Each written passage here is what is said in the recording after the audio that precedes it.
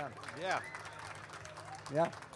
All right. Well, first of all, welcome to the QSC booth. Thank you. And is this your, I know you just got onto the show floor just a few minutes ago. Just made it by the skin of my teeth. Is this the first day you've actually been at the show? Yeah, you know, I have not been to NAMM the past few years because we've been on tour. So this is the first time I've been back to NAMM in probably 4 years or so. And are you excited to be back? You get to connect with a lot it's totally different. They have food trucks and things outside, you know. It's like before you always had to have some decrepit hot dog and a terrible salad, you know, but now you have some other options. So that's probably the most exciting thing I've seen at NAMM so far. But I assume you're probably going to walk around, take a look at all the gear? I definitely will, yeah. It used to be that it was all about guitars, but now it's about all kinds of other things, you know, that are important to, because I do a lot of touring and I'm also doing a lot of music production stuff, you know, there's a lot of things to look at, from software to obviously, you know, things like what we're talking about here today. The QSC stuff is all things that I use in the studio and particularly on stage. So, you know, it's great to see what's out there and see what else you can do to just up whatever you do, get it to be the best that it can be. And we can go on, but you're not here to listen to me. Again, we're here. Please put your hands together and welcome to the stage, Mr. Thomas Lang. Thank you, guys. Thank you very much.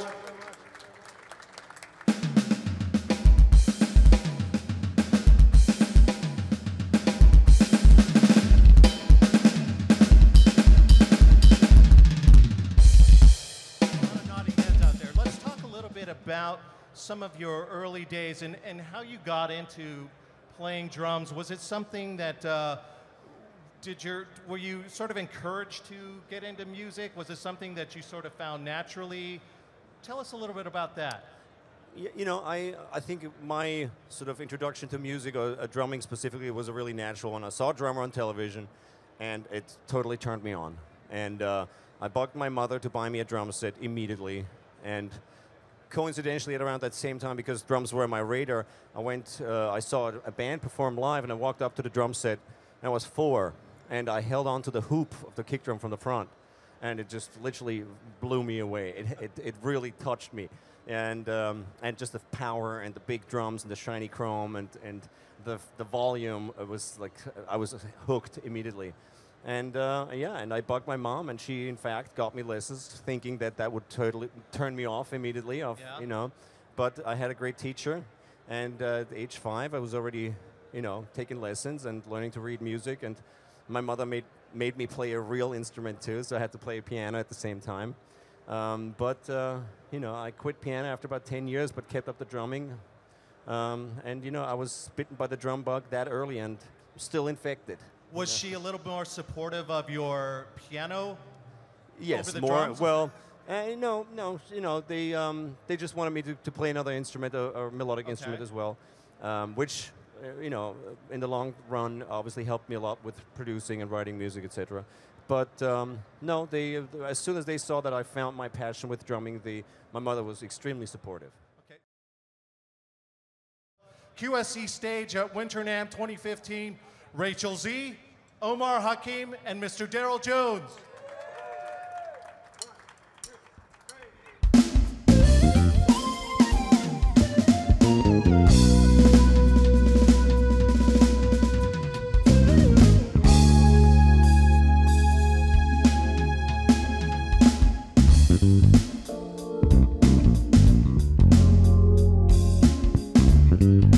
Start talking about exactly how you're using the gear and stuff like that. Was there a moment for you, Hakim, where you said, "Wow, this is my break," or "This is the big moment I've arrived"? Was there ever an aha moment that sort of hit you? An aha moment. It's one of the aha moments was very interesting.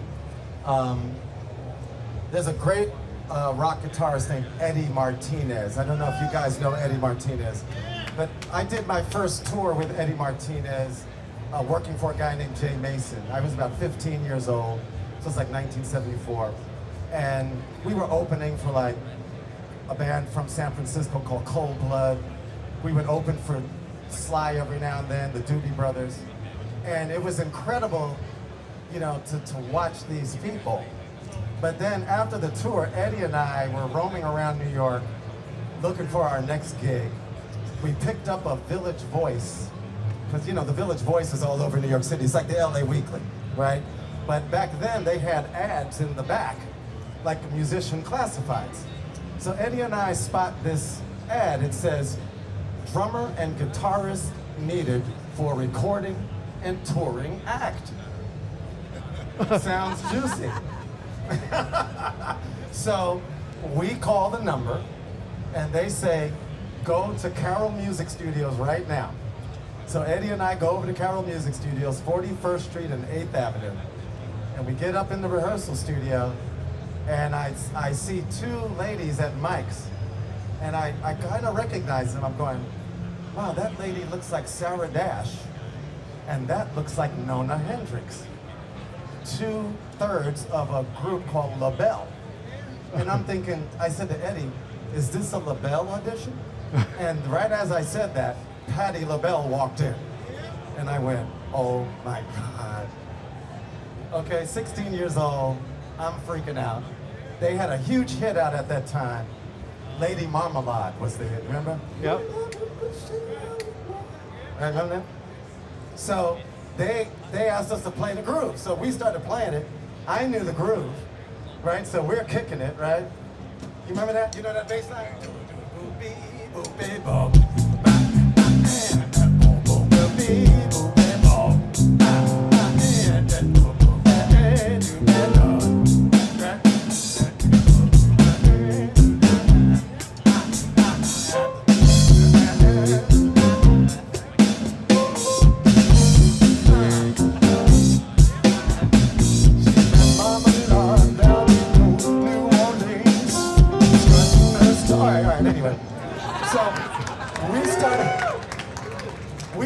Kicking that groove, and Patti hired us on the spot. Yeah. Right? And then she found out that I was 16 years old. She said, wait a minute, hold on. I got a son 16. I can't take you out of school. But she said this might work out because our drummer had another tour and our tour got extended. So he can play the weekday gigs and you play the weekends. Yeah. So it was like my first kind of showbiz tour. The other tour was cool, but this was people flying over your head in silver costumes. Yeah. Lazy, you know, I was like, this is unbelievable. And you're ducking while you're playing. It was fantastic. So that was an aha moment. Let's go back to the introduction to Miles Davis. And tell us a little bit how that all came together. You know, it's sort of like a random, I don't know if it's a random introduction that you want to say, but these were guys that you grew up with, and it just so happened to be that you just happened to be friends with the right friends? Well, I mean, that was a big part of it. You know, Vince Wilburn Jr. and I had been playing around Chicago, you know, playing clubs, and I think it was before I could even drive, because he picked me up for gigs, and before he dropped me off at night, we'd sit in the car and dream about playing with Miles, you know, and hope we get a chance to play with Miles one day, and you know, fast forward a few years, and he calls me on the phone and says, Miles wants to hear you play over the phone. Okay. And I never did play over the phone, but that's how it started. That's how the whole thing started. He said, when can you be in New York? It was a Monday, I remember well. And I was thinking, it's Miles Davis, so I got to be cool, you know. So I said, I could be there Wednesday. And he said, what's going to take you so long? You going to walk?